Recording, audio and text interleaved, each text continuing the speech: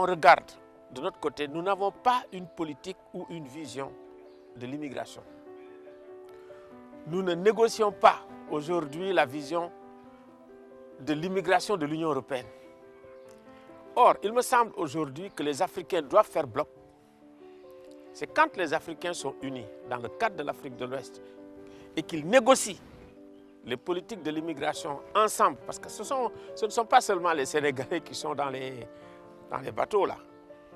Il y a toutes les nationalités pratiquement, les gens de la sous-région. Mais ensemble, il faut qu'ils d'abord conçoivent une vision de l'immigration pour la jeunesse, qu'ils négocient ces visions de l'immigration pour la jeunesse. L'Europe aussi, ils ne peuvent pas concevoir une politique de l'immigration, surtout par rapport à l'Afrique, qui consiste tout simplement à dire on surveille vos côtes, on vous donne des gardes, comment dirais-je, côtes, qui ne soit qu'une politique répressive, qu'une politique sécuritaire. Comment concevoir une politique, si vous voulez, plus ou moins égalitaire, entre guillemets, justement de l'immigration? Il me semble que ça doit faire l'objet d'une discussion entre les Africains et les Européens. Vous ne pouvez pas avoir un modèle libéral où vous dites la circulation des biens, où les entreprises peuvent venir s'installer, où effectivement les Européens peuvent venir s'installer librement, ça veut dire les gens les plus riches, prendre ce qu'ils veulent des ressources et dire que la jeunesse africaine, il faut qu'elle soit confinée. Ce n'est pas de dire à la jeunesse africaine, quittez, faites ce que vous voulez, mais il faut aussi leur offrir des perspectives qui ne les obligent pas, comme seule alternative, d'avoir des prises de risques sur leur vie. En réalité, ça, c'est un véritable effondrement d'un système. Quand les gens sont obligés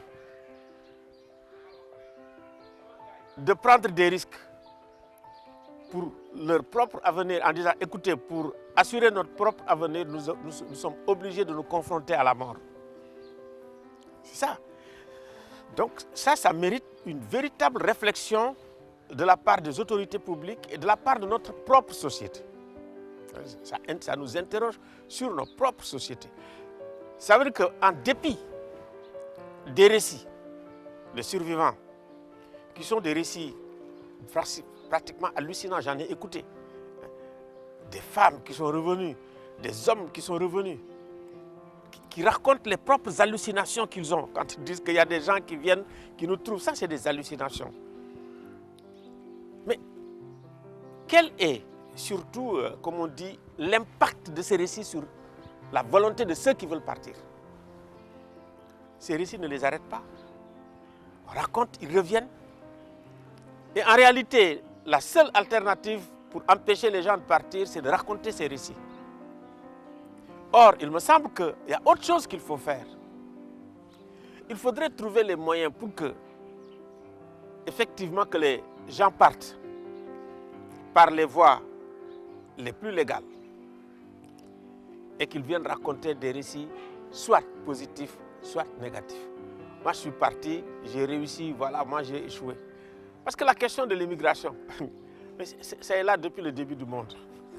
Depuis que les gens sont nés en Afrique, on a commencé l'immigration un peu partout dans le monde.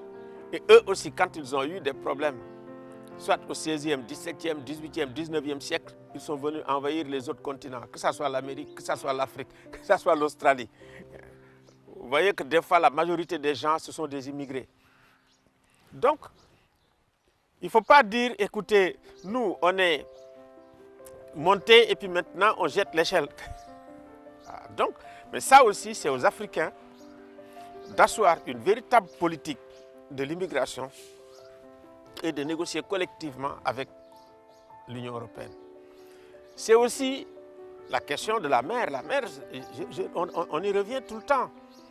On revient surtout au niveau des accords de pêche parce que la plupart des jeunes qui partent, mais écoutez, c'est les côtiers. C'est des jeunes pêcheurs. Parce que la mer ne donne plus. Alors, quand la mer nous parle comme ça, vous voyez, moi j'achète mon poisson ici aux Almadies tout le temps. Mais ces temps-ci, allez-y, il n'y a pas de poisson. Alors, comme on dit, avant d'être généreux avec les autres, mais quand même, il faut se servir soi-même. Il faut nourrir les populations africaines avant effectivement de nourrir les autres. Donc, réexaminer les effets, surtout les effets sociaux et les effets dramatiquement sociaux de ces accords de pêche.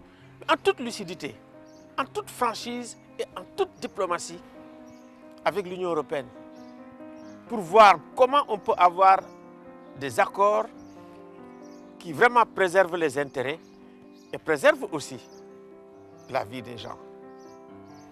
Maintenant aussi que la mer nous parle, ça veut dire qu'il y a quand même une question d'expertise des Sénégalais avec leur pirogue là.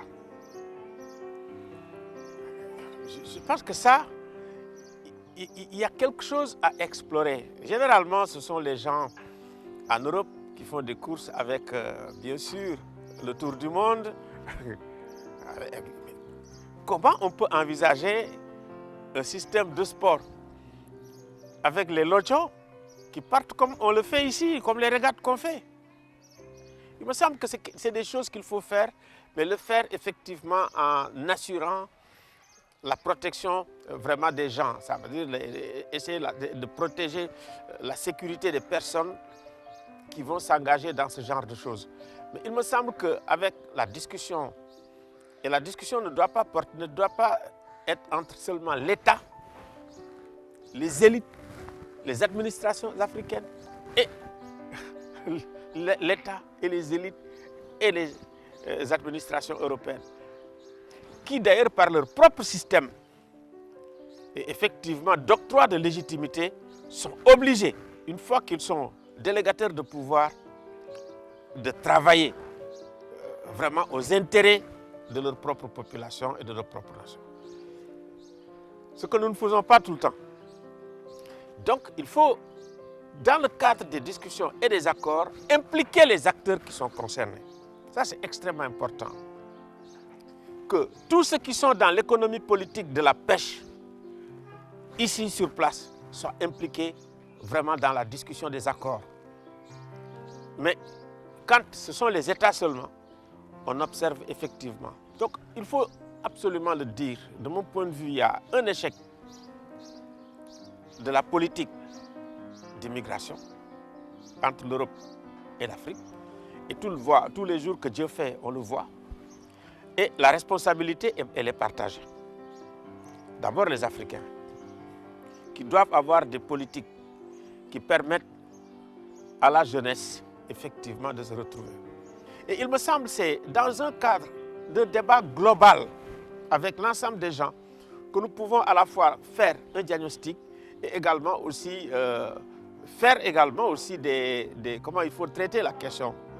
Donc, c'est ensemble qu'on l'a fait. De mon point de vue, c'est une réflexion collective dans le cadre de conversations ouvertes à tous que nous pouvons prendre ensemble, voilà, ensemble les décisions les meilleures. C'est pour ça qu'il ne faut pas laisser aux seules bureaucraties le soin de notre destin commun. Donc, nous devons participer à l'élaboration de notre destin commun. Et ça, c'est extrêmement important que autant les femmes que les jeunes s'engagent de plus en plus effectivement dans cet exercice.